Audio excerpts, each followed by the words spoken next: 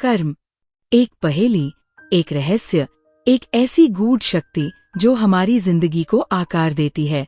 क्या कर्म सिर्फ हमारे कार्यों का फल है या इसके पीछे कोई गहरी योजना छुपी है? सद्गुरु हमें इस प्राचीन रहस्य को समझाने के लिए आमंत्रित करते हैं। इस अध्याय में हम जानेंगे। पहला अध्याय, एक कर्म शाश्वत रहस्य। क्या कर्म वास्तव में हमारे भाग्य को निर्धारित करता है या हम इसे बदल सकते हैं? दूसरा अध्याय, संकल्प कर्म का आधार। हमारे विचार और इरादे कैसे हमारे कर्मों को दिशा देते हैं? तीसरा अध्याय, कर्म एक स्मृति के रूप में। क्या हमारे कर्म हमारी यादों और अनुभवों में संचित रहते हैं? चौथा अध्याय, महान कर्म भंडार। हमारे जीवन में कर्म कैसे संचित होता है और क्या हम इससे मुक्त हो सकते हैं? पांचवा अध्याय, ये सब कैसे शुरू हुआ? क्या कर्म का कोई आरंभ है या ये अनादि है? इस सफर में आइए गहराई से समझें कि कर्म वास्तव में क्या है और कैसे हम इसे अपने जीवन का सशक्त साधन बना सकते हैं। तो चलिए सुनते हैं कर्मा बाय सद्गुरु का पहला भाग। एक, कर्म एक शाश्वत रहस्य। कर्म का अर्थ है स्वयं अपनी सृष्टि का स्रोत बनना। जब कोई अपनी जिम्मेदारी स्वर्ग से हटाकर स्वयं पर ले लेता है तो वह अपने भाग्य का निर्माता बन जाता है। ड्राइवर की सीट पर ये घटना घटी। एक बार पोप अमेरिका गए। उनका कार्यक्रम बेहद व्यस्त था। विभिन्न शहरों में कई आयोजन थे। एक दिन वे लुइसियाना में एक लंबी शानदार लिमोजीन कार में सफर कर रहे थे। वह गाड़ी जो अमेरिकी क्षमता को दर्शाती है कि वे किसी भी चीज को उसकी सीमा तक खींच सकते हैं, यहाँ तक कि एक लिमोजीन को भी। पोप बेहद उत्साहित थे क्योंकि उन्होंने पहले कभी ऐसी कार नहीं चलाई थी। उन्होंने ड्राइवर से कहा, मैं इसे चलाना चाहता हूँ। ड्राइवर भला पोप को कैसे मना कर सकता था? उसने कहा, बिल्कुल पवित्र पिता। तो पोप ने स्टीयरिंग व्हील संभाल लिया और ड्राइवर पीछे की सीट पर बैठ गया। पोप ने कार चलानी शुरू की और गाड़ी की गति बढ़ती गई। उनका पैर एक्सीलरेटर पर और भारी होता गया। उन्होंने 90 मील प्रति घंटा की रफ्तार पार कर ली, फिर 100 मील प्रति घंटा भी। उन्हें ये एहसास ही नहीं हुआ कि वे कितनी तेज गति से जा रहे हैं। अब लुइसियाना पुलिस, जो गति सीमा के उल्लंघन को लेकर बेहद सख्त मानी जाती है, तुरंत हरकत में आ गई। जब तेज गति से दौड़ती लिमोजीन में बैठे पोप ने पीछे लाल बत्ती वाली पुलिस कार देखी तो उन्होंने तुरंत गाड़ी सड़क के किनारे रोक दी। पुलिस अधिकारी अपनी गाड़ी से उतरा, सावधानी से अपनी बंदूक पर हाथ रखते हुए कार के पास आया। उसने कार के अंदर झांका और ये देखकर स्तब्ध रह गया कि खुद पोप गाड़ी चला रहे थे।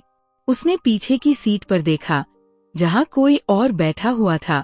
अधिकारी चौंक गया और धीरे से बोला, रुको। वह अपनी गाड़ी की ओर भागा, रेडियो उठाया और पुलिस प्रमुख को कॉल किया। कैप्टन, मेरे हाथ बहुत बड़ी मछली लगी है। मुखिया ने कहा, अरे छोड़ो भी। कौन है? बॉनी और क्लाइड? नहीं सर, उनसे भी कोई बहुत बड़ा। हे ईसा मसीह, क्या तुमने अल कपोन को पकड़ लिया? ओ नहीं, उससे भी कहीं बड़ा। क्या? कहीं तुमने खुद अमेरिका के राष्ट्रपति को तो नहीं पकड़ लिया? नहीं सर, उससे भी कहीं ज्यादा बड़ा। अरे, राष्ट्रपति से भी बड़ा कौन हो सकता है? आखिर तुम्हारे पास है कौन? पुलिस अधिकारी ने जवाब दिया, मुझे नहीं पता, लेकिन उसके ड्राइवर की सीट पर पोप बैठे हैं।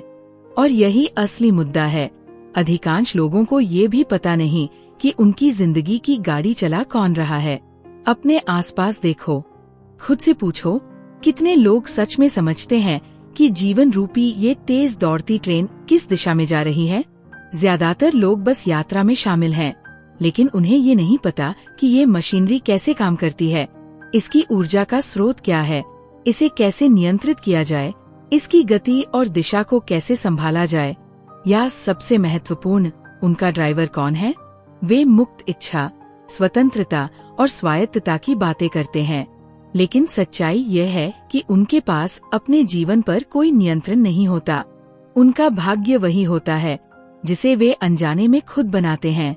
स्वागत है कर्म में, वो आयाम जो तुम्हें वापस वही बिठा देता है जहां तुम्हें हमेशा होना चाहिए था, ड्राइवर की सीट पर। कर्म का रहस्य उजागर करना। अब हम इस पुस्तक के केंद्रीय प्रश्न पर आते हैं। कर्म क्या है? शाब्दिक रूप से ये शब्द क्रिया का अर्थ रखता है। दुर्भाग्यवश अधिकांश लोगों ने इसे अच्छे और बुरे कार्यों तक सीमित कर दिया है।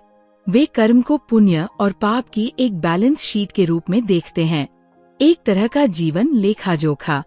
कुछ के लिए ये एक दैवीय लेखाकार द्वारा संचालित खाता भी है, जो कुछ को स्वर्गीय आनंद प्रदान करता है और कुछ को निचली दुनिया में भेज देता है, या फिर किसी पुनर्चक्रण मशीन में डालकर दोबारा इसी संसार में पीड़ा सहने के लिए भेज देता है। ये न केवल गलत और हास्यास्पद है, बल्कि ये बेहद दुखद भी है। इस गलतफहमी ने ऐसी कई पीढ़ियों को जन्म दिया है जो भ्रमित और भयभीत है। वे कर्म शब्द का प्रयोग तो करते हैं, लेकिन वास्तव में इसका अर्थ नहीं जानते। इसने एक तरह की नियति प्रधान सोच, फेटलिज्म, को बढ़ावा दिया है, जिसने लाखों लोगों को निष्क्रिय बना दिया है और सामाजिक अन्याय व राजनीतिक अत्याचार को वैधता प्रदान की है। साथ ही ये झूठे दर्शन और निरर्थक अकादमिक चर्चाओं को बढ़ावा देता है और भविष्यवाणी करने वालों की दुनिया को समृद्ध करता है। आइए पहले भ्रम को तोड़े। वास्तविकता में कर्म का इनाम और सजा से कोई लेना देना नहीं है। ये किसी आसमानी जीवन लेखाकार से संबंधित नहीं है, जो गाजर और डंडे के पुराने तरीके से काम करता हो। यह किसी कृपालु देवता या दैवीय न्याय से जुड़ा नहीं है। इसका पुण्य और पाप, अच्छा और बुरा, भगवान और शैतान से कोई संबंध नहीं है। कर्म केवल ये कहता है कि हमने अपने जीवन का खाका स्वयं तैयार किया है। इसका अर्थ ये है कि हम अपने भाग्य के निर्माता हैं। जब हम कहते हैं ये मेरा कर्म है, तो वास्तव में हम कह रहे होते हैं मैं अपने जीवन का उत्तरदायी हूँ। कर्म अपने ही निर्माण का स्रोत बनने की प्रक्रिया है। जब हम स्वर्ग से जिम्मेदारी हटाकर स्वयं पर लेते हैं, तो हम अपनी ही नियति के निर्माता बन जाते हैं। कर्म समस्त अस्तित्व का प्राकृतिक आधार है। यह कोई ऊपर से थोपा गया नियम नहीं है। यह हमें अपनी जिम्मेदारी किसी और पर डालने की अनुमति नहीं देता। न माता पिता पर, न शिक्षकों पर, न देश पर, न नेताओं पर, न देवताओं पर और न ही भाग्य पर। यह हमें अपने जीवन और अनुभवों का पूर्ण उत्तरदायी बनाता है। तो यहाँ एकमात्र महत्वपूर्ण प्रश्न ये है, क्या आप कर्म के लिए तैयार हैं? क्या आप उस शक्ति के बारे में जानने के लिए तैयार हैं, जो आपको बताती है कि आप अपने जीवन की बागडोर अपने हाथ में लेने में पूरी तरह सक्षम हैं? यदि नहीं, तो आगे मत बढ़िए। लेकिन यदि आप तैयार हैं और ये जानने को उत्सुक है कि ये प्रणाली वास्तव में कैसे काम करती है, तो ये पुस्तक आपके लिए एक चाबी साबित हो सकती है। इसके बाद आपको बस अपने भीतर की शक्ति को जागृत करना है और अपने नए जीवन यात्रा पर निकल पड़ना है। एक बार जब आप अपनी जिंदगी की ड्राइविंग सीट पर आ जाते हैं, तो यात्रा का अनुभव हमेशा के लिए बदल जाएगा। लेकिन एक बात याद रखें, कर्म कोई सिद्धांत नहीं है। इसे मानने के लिए कोई बोनस अंक नहीं मिलते और इसे नकारने पर कोई दंड भी नहीं है। यह कोई मत, शास्त्र, विचारधारा, दर्शन या सिद्धांत नहीं है। ये केवल वही है जो अस्तित्वगत रूप से घटित होता है। जैसे सूरज, ये बिना किसी मान्यता या उपासना के भी अपना कार्य करता रहता है। कर्म किसी अनुयायी की तलाश में नहीं है। यह केवल आपको डर से कांपते हुए पीछे बैठे यात्री से बदलकर अपने जीवन का आत्मविश्वासी चालक बनाता है, जो अपनी नियति को खुशी खुशी गढ़ने में सक्षम होता है। कर्म चक्र। ड्राइवर बनने के लिए बजाय सिर्फ एक यात्री के, आपको सबसे पहले ये समझना होगा कि कर्म का तंत्र कैसे कार्य करता है। सबसे पहले हमें एक आम गलतफहमी को दूर करना होगा। हालांकि कर्म का अर्थ क्रियास होता है, लेकिन ये सिर्फ भौतिक कर्मों तक सीमित नहीं है। ये जरूरी नहीं कि कर्म का मतलब बाहरी दुनिया में किए गए कार्यों, चाहे वे परोपकार हों या बुरे कर्म, से ही हो, बल्कि कर्म 3 स्तरों पर कार्य करता है: शरीर, मन और ऊर्जा। इन तीनों स्तरों पर जो कुछ भी आप करते हैं, वह आपके भीतर एक छाप छोड़ता है। इसका क्या अर्थ है? ये सीधा सा है। आपकी 5 इंद्रियां हर क्षण बाहरी दुनिया से सूचनाएं इकट्ठा कर रही है। हर पल आप अनगिनत संवेदनाओं से घिरे रहते हैं। समय के साथ ये अनुभव आपके भीतर एक विशेष पैटर्न बना लेते हैं। ये पैटर्न धीरे धीरे आपके व्यवहार की प्रवृत्तियों में ढल जाता है। समय के साथ ये प्रवृत्तियां आपके व्यक्तित्व का हिस्सा बन जाती हैं, जिसे आप अपना स्वभाव या अपनी असली पहचान मानने लगते हैं। ये प्रक्रिया उल्टी दिशा में भी काम करती है। आपका मन भी आपके अनुभवों को ढालता है। ये आपका कर्म बन जाता है। जीवन के प्रति आपका एक ऐसा दृष्टिकोण जिसे आपने अनजाने में बना लिया है। आपको ये पता नहीं होता कि ये प्रवृत्तियां कब और कैसे विकसित हुई, लेकिन जिसे आप मैं कहते हैं वह सिर्फ आदतों, झुकावों और प्रवृत्तियों का एक संचय है, जिसे आपने अनजाने में अपने भीतर जमा कर लिया है। एक साधारण उदाहरण लें। कुछ लोग बचपन में आनंदित और खुशमिजाज होते हैं, लेकिन बड़े होकर दुखी हो जाते हैं। हो सकता है कि उनके जीवन में कोई दुखद घटना घटी हो, जिसने उन्हें इस अवस्था में पहुंचा दिया हो। लेकिन अधिकतर मामलों में लोग ये नहीं जानते कि उन्होंने ये व्यक्तित्व कब और कैसे अपना लिया। यदि वे अपने व्यक्तित्व को सचेत रूप से गढ़ते, तो शायद वे खुद को बिल्कुल अलग तरीके से निर्मित करते।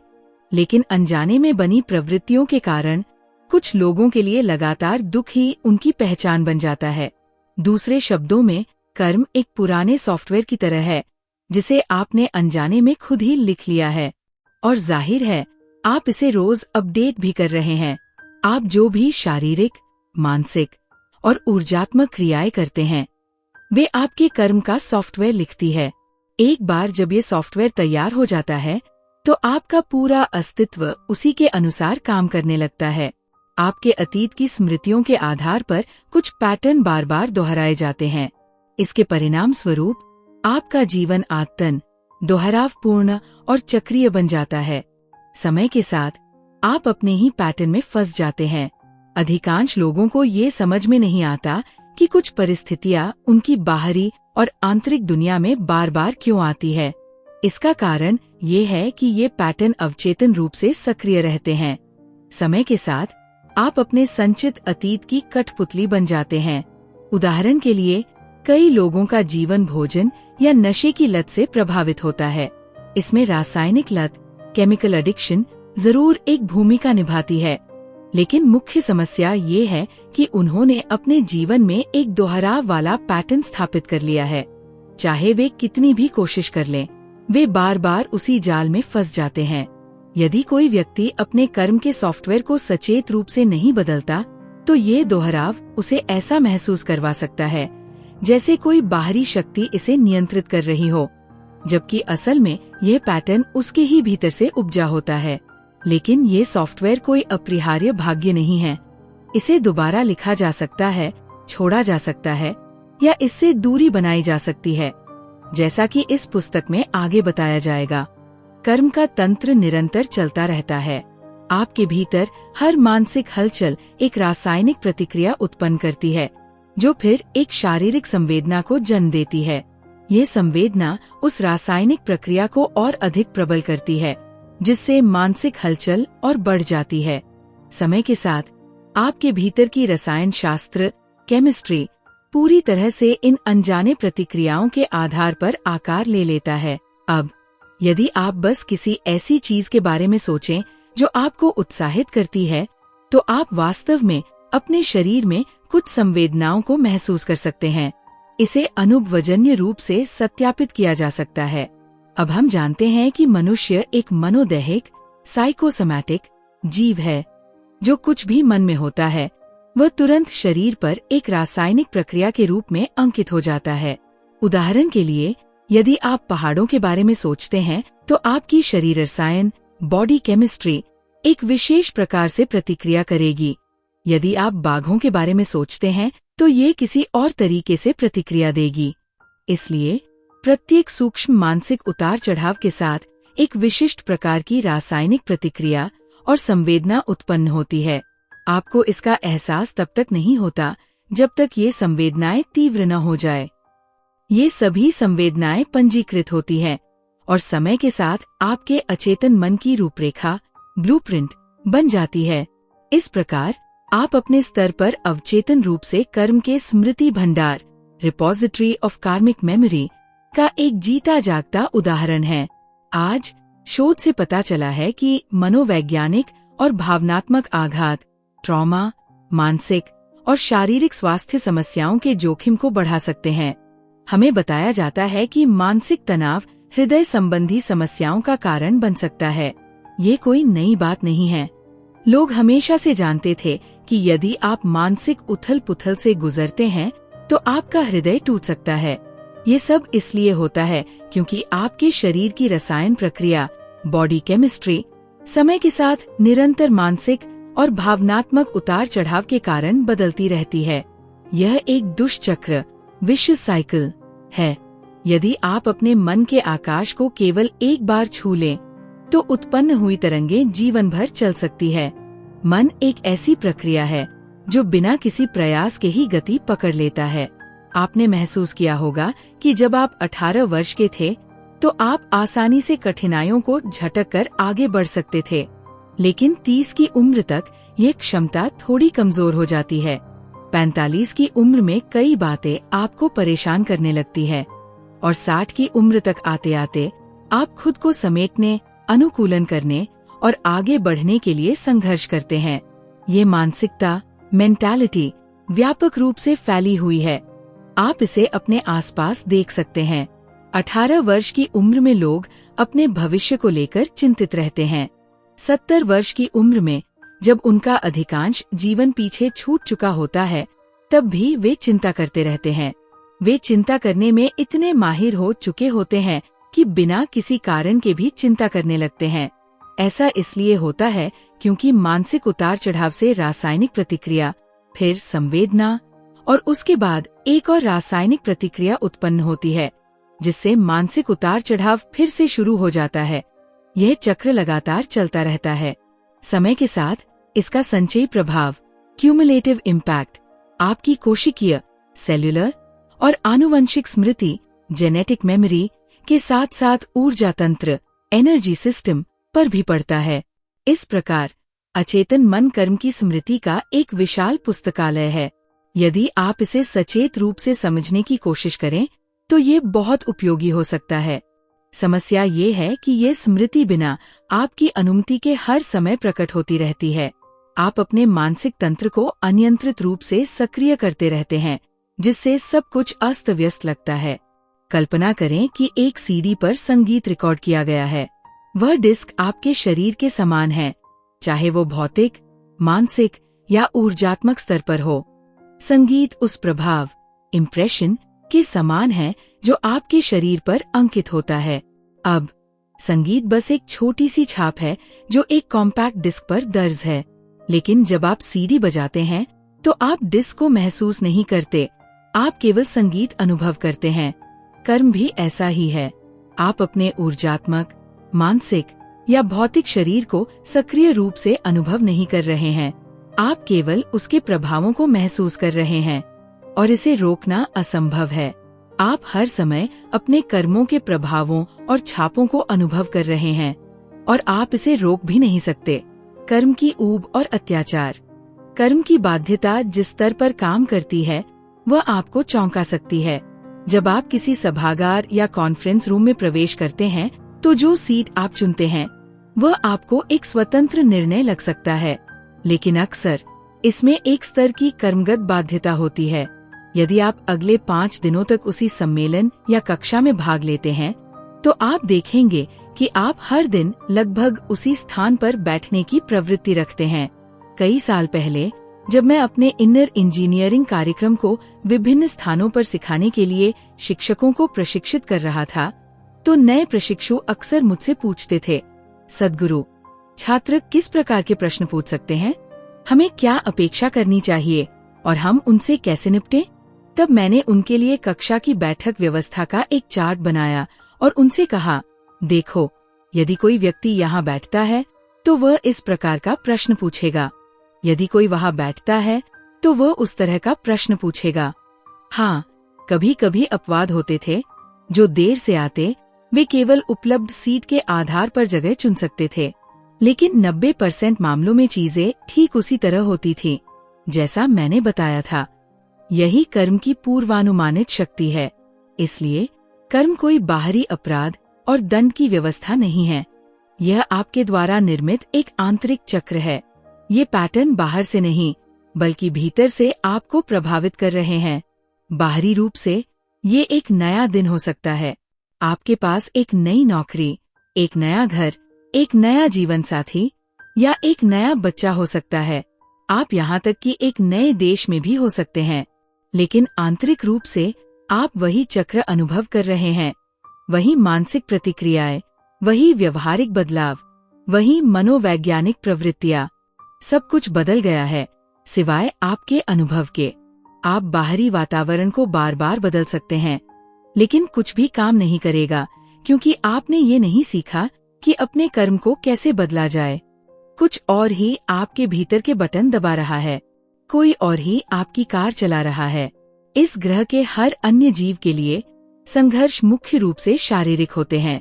यदि वे अच्छा भोजन कर लें तो वे संतुष्ट होते हैं, लेकिन मनुष्य अलग है। मनुष्यों के लिए जब पेट खाली होता है तो केवल एक समस्या होती है, लेकिन जब पेट भर जाता है तो 100 समस्याएं पैदा हो जाती है। आप स्वतंत्रता की बातें कर सकते हैं, लेकिन अनजाने में अपनी सीमाओं को सोने से मढ़ रहे हैं। आप स्वतंत्रता के गुणगान कर सकते हैं, लेकिन आपके बारे में सब कुछ, आपके सोचने, महसूस करने, खड़े होने, बैठने और चलने का तरीका भी आपके पिछले पैटर्न द्वारा निर्धारित होता है। याद रखें कि कर्म केवल अचेतन और बाध्यकारी ही नहीं है, बल्कि ये गहराई से चक्रीय भी है। आपके भीतर का कर्मिक डेटा विभिन्न चक्रों में एनकोड किया गया है। सबसे बड़ा चक्र सौर चक्र है, क्योंकि इस सौर मंडल की प्रत्येक वस्तु चेतन और अचेतन सूर्य से प्रभावित होती है। हमारी पृथ्वी भी इसका अपवाद नहीं है। सौर चक्र की अवधि 4356 दिन, लगभग 12 वर्ष होती है। जो व्यक्ति सौर चक्र के अनुसार जीवन जीता है, वह उत्तम स्वास्थ्य, संतुलन और न्यूनतम संघर्ष का अनुभव करता है। जैसे जैसे कर्म चक्र की अवधि घटती है, जीवन असंतुलित होता जाता है। यदि आपका जीवन 3 या 6 महीने के चक्रों में चलता है, तो आप गंभीर मानसिक असंतुलन में हैं। वही आंतरिक उथल पुथल या जीवन की परिस्थितियां हर कुछ महीनों में दोहराई जाती है। यदि आपका जीवन 28 दिन के चक्र, चंद्र चक्र से संचालित होता है, तो आपको विक्षिप्त या मानसिक रूप से अस्थिर माना जा सकता है। लूनी शब्द लूनर, ल्यूनर से जुड़ा हुआ है और यह कोई संयोग नहीं है।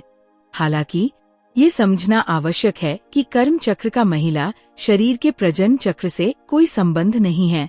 यदि हम इन आंतरिक और बाहरी पैटर्नों को नहीं तोड़ते, तो कुछ भी नया नहीं होगा।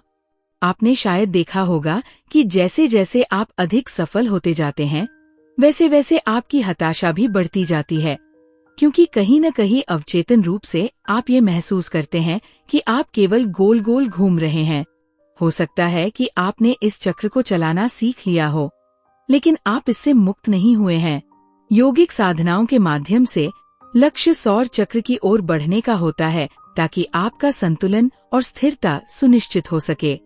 हो सकता है कि आप अपने पिछले कर्मों को या अपनी मानसिक और भावनात्मक बाध्यताओं को बदल न सकें, लेकिन आप छोटे छोटे चक्रों में गिरने से बच सकते हैं। अब आप अपने कर्म को एक टाइट कपड़े की तरह नहीं पहनते, बल्कि इसे ढीला रखते हैं। आप इसे एक दूरी से देखते हैं। समस्या यह है कि लोग ये समझ ही नहीं पाते कि कर्म कितना दृढ़ और शक्तिशाली है। आप एक दुर्घटना में मर सकते हैं, लेकिन आपका कर्म नष्ट नहीं होगा। आप अपना सिर फोड़ सकते हैं या अपना दिमाग उड़ा सकते हैं, लेकिन कर्म फिर भी बना रहेगा। कर्म तंत्र इतना मजबूत, इतना अडिग और इतना सूक्ष्म है। यही कारण है कि इस चक्र से मुक्त होना अधिकांश लोगों को लगभग असंभव लगता है। योगिक परंपरा हमें बताती है कि भौतिक शरीर, अन्नमय कोश के अलावा प्रत्येक मनुष्य के पास एक मानसिक शरीर, मनोमय कोश और एक ऊर्जा शरीर, प्राणमय कोश होता है। इसके अलावा सूक्ष्म शरीर भी होते हैं, जिन्हें एथेरिक बॉडी, विज्ञानमय कोश और आनंदमय शरीर, आनंदमय कोश कहा जाता है। लेकिन कर्म का संचय मुख्य रूप से पहले 3 स्तरों भौतिक, मानसिक और ऊर्जात्मक स्तरों पर होता है। इसलिए भले ही आप अपने शरीर और मन को नष्ट कर दें, आपकी जीवन ऊर्जा अभी भी कर्म का प्रभाव बनाए रखेगी। जैसे किसी कंप्यूटर हार्ड डिस्क में डेटा संग्रहित रहता है, बैकअप सिस्टम इतने प्रभावी होते हैं कि भले ही आप अपना शरीर और मन खो दें, फिर भी आपका कर्म बना रहता है। हालांकि इससे कोई फर्क नहीं पड़ता कि आपके पास कितनी अधिक मात्रा में कर्म है। जैसे ही आप सूक्ष्म शरीर और आनंदमय शरीर के गूढ़ आयामों में प्रवेश करना शुरू करते हैं, आपका कर्म आपको छू भी नहीं सकता। कारण और प्रभाव का नियम केवल भौतिक, मानसिक और ऊर्जा स्तरों पर कार्य कर सकता है। इससे आगे इसका कोई प्रभाव नहीं पड़ता। जैसे ही आप दिव्यता का स्वाद चखने लगते हैं, वैसे ही आपका कर्म आप पर अपना प्रभाव खो देता है। हम इस विषय को इस पुस्तक के भाग 2 में अधिक विस्तार से जानेंगे। एक समय था जब मनुष्य पत्थरों की पट्टिकाओं पर लिखते थे, फिर हम पत्तों पर लिखने लगे और फिर हमने पुस्तकों का सहारा लिया। पुस्तकों से हम कैसेट और सीडी तक पहुँचे। अब हम माइक्रोचिप के युग में आ चुके हैं। जो कुछ लाखों पत्थर की पट्टिकाओं पर संग्रहित किया जा सकता था, वह अब एक अणु जितने छोटे बिंदु में एन्क्रिप्ट किया जा सकता है। बहुत अधिक समय नहीं लगेगा जब तकनीक ऊर्जा के शुद्ध रूप पर ही जानकारी रिकॉर्ड करने का तरीका खोज लेगी। ये अभी आधुनिक तकनीक में प्रकट नहीं हुआ है, लेकिन अंततः ऐसा होगा। मैं यह किसी तकनीकी ज्ञान के आधार पर नहीं कह रहा हूँ, बल्कि इसलिए कह रहा हूँ क्योंकि मुझे आंतरिक तंत्र की प्रक्रिया का ज्ञान है। परमाण्विक और ब्रह्मांडीय, व्यक्तिगत और सार्वभौमिक, हर स्तर पर एक दूसरे का प्रतिबिंब होते हैं। अभी वही बिजली जो आपके बल्ब को जलाती है, वह प्रकाश बन जाती है। वही बिजली जो आपके एयर कंडीशन को चलाती है, वह हवा को ठंडा कर देती है। वही बिजली जो माइक्रोफोन में जाती है, वह ध्वनि को बढ़ा देती है। ऐसा इसलिए नहीं होता क्योंकि बिजली में कोई बुद्धिमत्ता होती है, बल्कि ये उपकरण के तंत्र के कारण संभव होता है। लेकिन एक दिन ऐसा आएगा जब हमारे पास स्मार्ट बिजली होगी। हम सीधे बिजली की ऊर्जा में स्मृति को संग्रहित कर सकेंगे, जिससे विद्युत धारा में एक उद्देश्य होगा। इसमें जानकारी होगी कि उसे कैसे व्यवहार करना है और किन विशेष निर्णयों को लेना है। शायद वह दिन अभी दूर है, लेकिन इसमें कोई संदेह नहीं कि हम उसी दिशा में बढ़ रहे हैं। जब मैं किसी आध्यात्मिक प्रक्रिया में लोगों के समूह को दीक्षित करता हूँ, तो प्रत्येक व्यक्ति की ऊर्जा अलग अलग तरह से प्रतिक्रिया करती है, उनके कर्म के अनुसार। भले ही सभी को समान प्रक्रिया दी जाती है, लेकिन प्रत्येक व्यक्ति की ऊर्जा प्रतिक्रिया उनके कर्म की प्रकृति पर निर्भर करती है। ऊर्जा शरीर उसी प्रकार प्रतिक्रिया करता है जैसा उस पर अंकित सॉफ्टवेयर होता है। यही कारण है कि 2 व्यक्तियों की दीक्षा के प्रति प्रतिक्रिया कभी भी समान नहीं होती। संक्षेप में, कर्म विभिन्न स्तरों पर कार्य करता है। इसे शारीरिक बीमारी, दुर्घटना, पागलपन, मानसिक विकार या मृत्यु के माध्यम से समाप्त नहीं किया जा सकता। आप देखेंगे कि मानसिक रूप से अस्वस्थ लोग भी समान व्यवहार नहीं करते। उनका कर्म संरचना नियंत्रण से बाहर हो सकती है, लेकिन फिर भी वह उनके व्यवहार को नियंत्रित करती है। जब तक आप कर्म के बंधनों को शिथिल नहीं करते, तब तक इससे मुक्ति का कोई मार्ग नहीं है। यही कर्म का नीरस और अत्याचारी चक्र है। इसीलिए अनादिकाल से लोग कुछ और पाने की तलाश में रहे हैं, भले ही उन्हें ये न पता हो कि वे क्या खोज रहे हैं।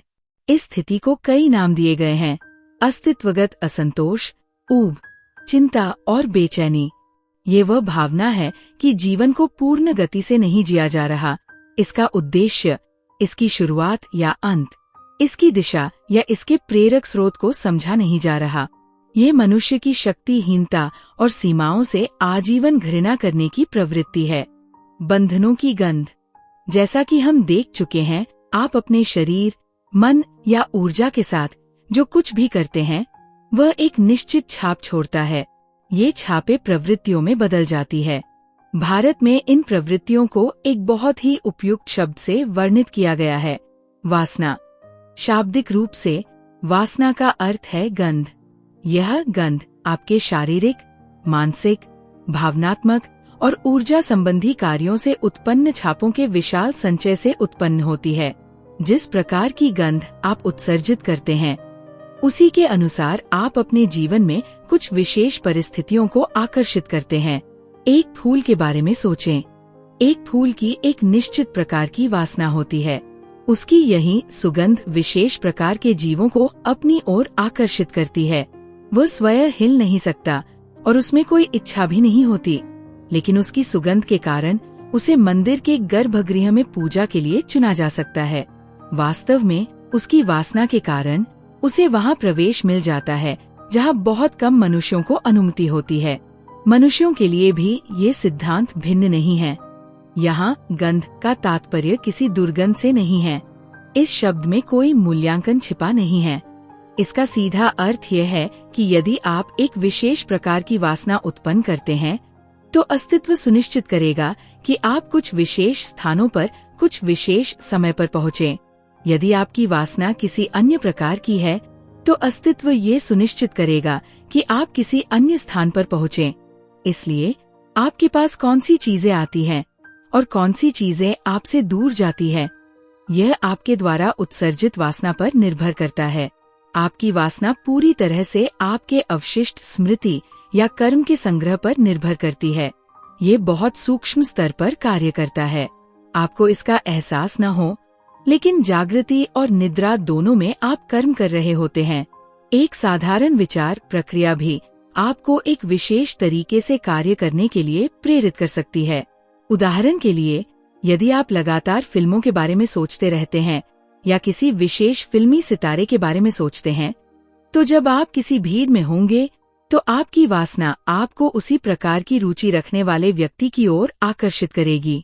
आप बाकी लोगों को शायद न देख पाएं, जो किताबें पसंद करते हैं, ध्यान करते हैं या कुछ और पसंद करते हैं। यदि आपके सामने हजारों चेहरे हैं, तो आपकी वासना आपको उसी व्यक्ति की ओर खींचेगी जिसकी रुचि आपसे मिलती जुलती है। ऐसा हुआ। एक किशोर के रूप में मैंने एक विशाल कोबरा पाल लिया, एक शानदार 12 फुट लंबा सांप। ये एक स्थानीय ट्यूबलाइट फैक्ट्री में घुस गया था और मैंने इसे पकड़ लिया, जिससे फैक्ट्री के कर्मचारियों ने राहत की सांस ली। मैंने इसे एक बड़े कांच के कंटेनर में अपने बिस्तर के नीचे छिपा दिया, लेकिन एक दिन किसी तरह ये बाहर निकल आया। जब मेरे पिता ने मेरे कमरे से एक तेज फुफकार सुनी, तो वे घुटनों के बल बैठकर देखने लगे कि मामला क्या है।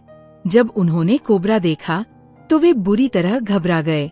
वे कमरे से बाहर भागे और जोर से चिल्लाने लगे, कोबरा, कोबरा। जब मैं वहां पहुंचा, तो देखा कि घर के सभी लोग कुर्सियों और सोफों पर चढ़े हुए थे। दूसरी ओर मैं कमरे में दौड़कर अपने सांप की रक्षा करने पहुंचा, इस डर से कि कहीं उसे बाहर न निकाल दिया जाए। मेरे माता पिता की वासना ने उन्हें भयभीत कर दिया। मेरी वासना ने मुझे आकर्षित किया। मैंने उसी सांप को फिर से चुपचाप बाहर निकाल लिया और बाद में उसे अपने घर की छत पर एक बड़े पिंजरे में रखा। एक अन्य अवसर पर वह फिर से भाग निकला। उस समय मैं घर पर नहीं था। जब मैं साइकिल से लौट रहा था, तो मैंने देखा कि मेरे माता पिता घर के बाहर खड़े थे और उनके चेहरे पर गहरी चिंता स्पष्ट रूप से झलक रही थी। घर के पास स्थित स्कूल का समय 4 बजे समाप्त हुआ था और एक बड़ी भीड़ सांप के चारों ओर इकट्ठा हो गई थी। सभी भयभीत थे। जब मैं करीब पहुंचा, तो मुझे स्थिति का अंदाजा हुआ। मुझे पता था कि मैं घर नहीं जा सकता, बहुत हंगामा हो जाता। मैं तेजी से आगे बढ़ा, एक हाथ से सांप को बीच में पकड़ लिया और साइकिल पर ही उसे लेकर निकल गया। यह कहानी वासना के प्रभाव को दर्शाती है। जो चीज मेरे माता पिता और बाकी लोगों के लिए डर का कारण थी, वह मेरे लिए कुछ और ही थी। मुझे कभी सांपों से घृणा या भय महसूस नहीं हुआ। मेरे अंदर सांपों के प्रति एक प्राचीन जुड़ाव है, जो मेरी वासना का हिस्सा है। मैं हमेशा इन अद्भुत जीवों के साथ सहज महसूस करता हूँ। बचपन से ही मैं जंगल में सहज रूप से उनकी उपस्थिति को भाप सकता था। अगर मैं अपनी घ्राण शक्ति का अनुसरण करता, तो मुझे ठीक ठीक पता होता कि कौन से पत्थर के नीचे सांप छिपा होगा। इस कारण मुझे अपने पड़ोस में एक कुशल सांप पकड़ने वाले के रूप में जाना जाता था। सांपों के प्रति मेरे आकर्षण के कई कारण हैं। योगियों और सांपों के बीच संबंध बहुत पुराना है। दोनों में एक विशेष प्रकार की वासना होती है जो उन्हें एक दूसरे की ओर आकर्षित करती है। सांप एक अत्यंत संवेदनशील जीव है और स्वाभाविक रूप से उच्च ऊर्जा स्तर की ओर खींचता है। यही कारण है कि आदियोगी भगवान शिव, जो पहले योगी माने जाते हैं, को पारंपरिक मूर्तिकला में हमेशा अपने गले में सांप के साथ दर्शाया जाता है। जिन भी संस्कृतियों में लोगों ने अतीन्द्रिय चेतना एक्स्ट्रासेंसरी परसेप्शन को विकसित करने का प्रयास किया है, वहाँ सांप की महत्वपूर्ण भूमिका रही है। भारत में सांप, गाय और कौए की पारंपरिक पूजा इसी जागरूकता पर आधारित है कि ये जीव अस्तित्व की एक उन्नत अवस्था का प्रतिनिधित्व करते हैं। चूंकि योगी अपनी चेतना और धारणा को निरंतर विकसित करने का प्रयास करते हैं, इसलिए योग परंपरा में सांप की उपस्थिति विशेष रूप से महत्वपूर्ण मानी जाती है। नाग को एकमात्र ऐसा जीव माना जाता है जो सूक्ष्म ईथर ऊर्जा को दिन में भी देख सकता है। आश्चर्य नहीं कि इसे कई सृजन कथाओं में एक महत्वपूर्ण स्थान मिला है, भले ही इसे कभी कभी उन लोगों द्वारा गलत समझा गया हो जो इसकी क्षमताओं से भयभीत थे।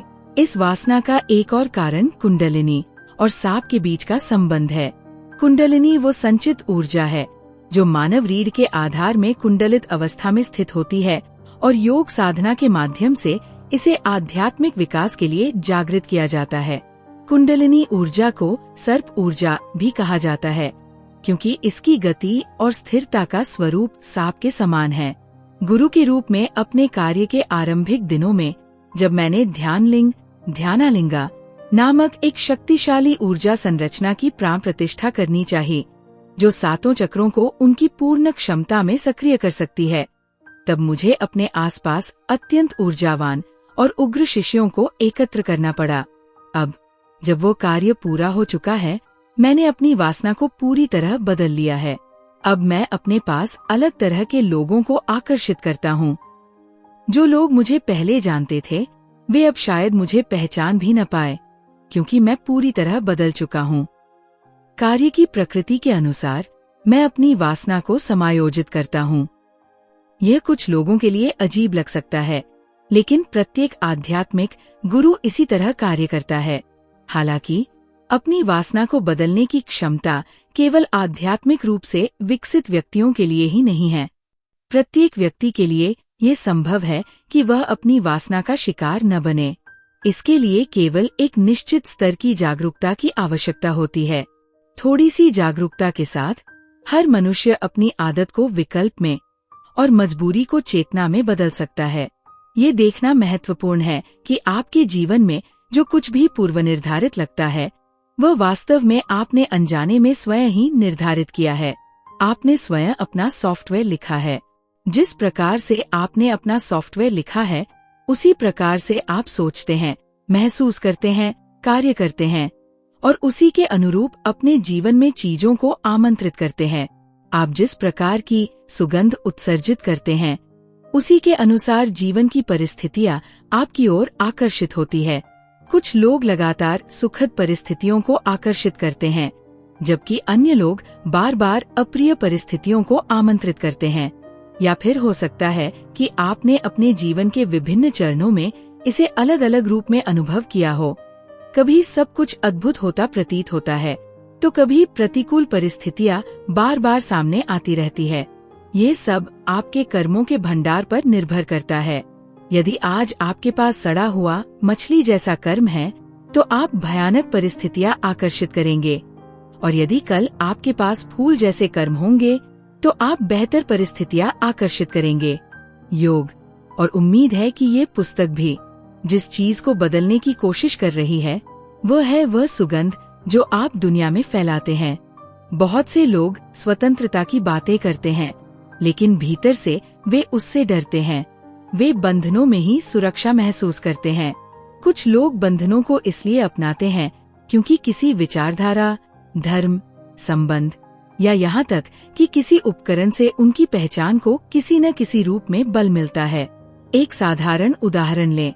आपका मोबाइल फोन।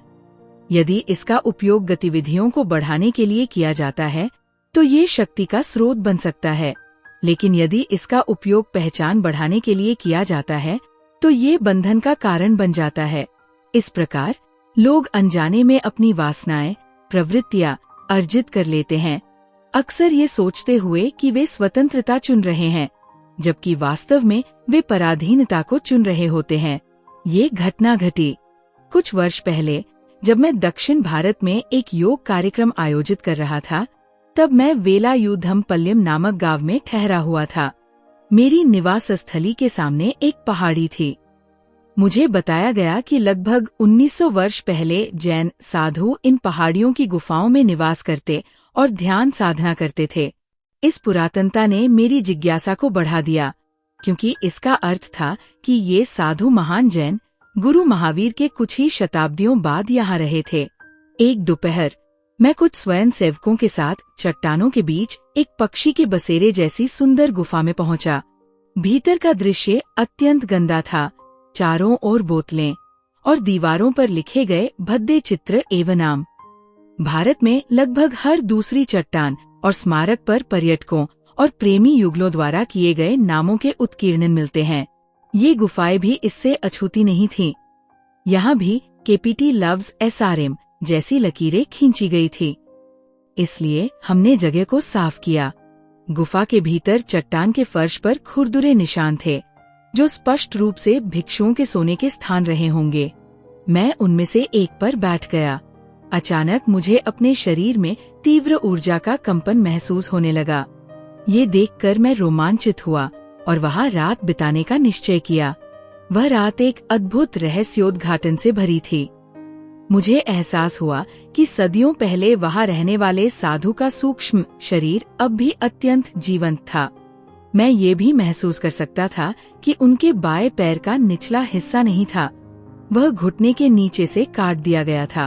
अब ये भिक्षु शांत, एकांत जीवन जीते थे और बाहरी दुनिया में किसी महत्वपूर्ण कार्य में संलग्न नहीं थे, लेकिन उन्होंने इतनी गहरी छाप छोड़ी थी कि मैं उनके जीवन और उनकी आध्यात्मिक साधनाओं के बारे में सब कुछ बता सकता था। उन समयों के महान शासक लगभग भुला दिए गए हैं। उस युग के सबसे अमीर लोग और विद्वान स्त्री पुरुष हमारी स्मृतियों से मिट चुके हैं, लेकिन ये साधारण भिक्षु आज भी उतने ही जीवंत हैं जितने 1900 वर्ष पहले थे। उनकी कहानियाँ आज भी उन लोगों के लिए उपलब्ध हैं जो ग्रहणशील हैं, और वे हमें आज भी प्रेरित करने में सक्षम हैं। ये सही प्रकार के आंतरिक ऊर्जा कार्य की प्रकृति है। ये अविनाशी है। हर व्यक्ति की ऊर्जा में एक विशेष सुगंध होती है। भौतिक शरीर अंततः पृथ्वी में विलीन हो जाता है, लेकिन हमारे विचारों, कर्मों और विशेष रूप से हमारी ऊर्जा का प्रभाव बना रहता है। ये छाप हमारे समय के हजारों वर्ष बाद भी कायम रह सकती है। जितना अधिक जागरूक होकर ऊर्जा कार्य किया जाता है, उतना ही अधिक स्थायी होता है। यह हम पर निर्भर करता है कि हम इस ग्रह के लिए कैसी विरासत छोड़ना चाहते हैं। यही वेग्युधमपाल्यम, वेलायुधमपाल्यम के अज्ञात जैन भिक्षुओं ने किया।